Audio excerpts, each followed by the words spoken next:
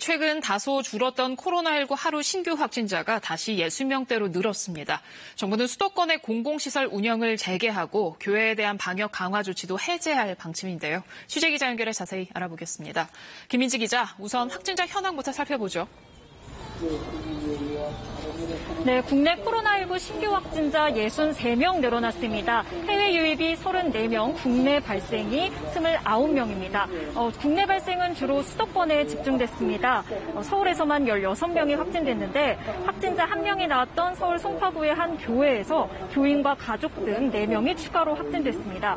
또 서울 강서구의 노인 요양시설에서도 관련 확진자가 3명 늘어 모두 15명이 됐습니다.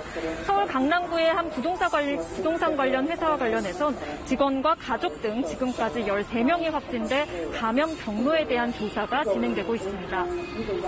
네, 지금 극장에 나가 있는 거죠. 코로나19로 계속 문을 닫았다가 오랜만에 개관한 곳을 찾았네요. 네, 제가 나와 있는 곳은 국립극단의 전용 극장이죠. 명동예술극장에 나와 있습니다. 지금 막 저녁 공연이 시작이 됐는데요. 운영을 중단한 지 2달여 만에 이렇게 문을 다시 열게 됐습니다. 수도권에 내려졌던 강화된 방역 조치가 완화된 데 따른 건데요. 이처럼 공연장뿐 아니라 박물관, 도서관, 미술관 등 수도권 일부 공공시설이 차례로 문을 열고 있습니다. 다만 여전히 코로나19 유행 계속되고 있죠. 입장객들은 전자출입명부 등록과 마스크 착용 등 방역 수칙을 반드시 지켜야 합니다. 또 이용 인원도 제한되는데요. 이곳 극장을 비롯해 공연장은 수용 인원의 절반만 입장이 가능하고요. 또 시설마다 인원 제한과 사전 예약제 등 내용이 다르기 때문에 이용 전에 미리 확인하시는 게 좋겠습니다. 네, 그럼 교회에 대한 방역 강화 조치 해제는 언제부터입니까?